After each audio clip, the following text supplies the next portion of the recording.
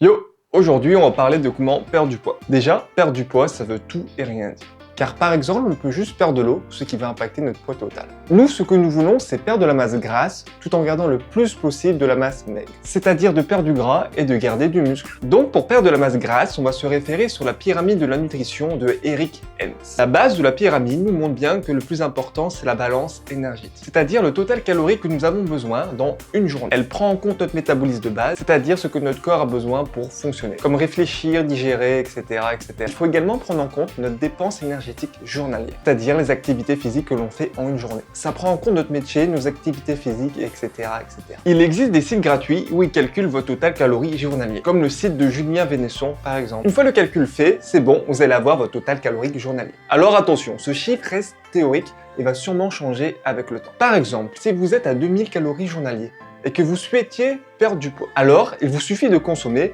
moins de 2000 calories journaliers.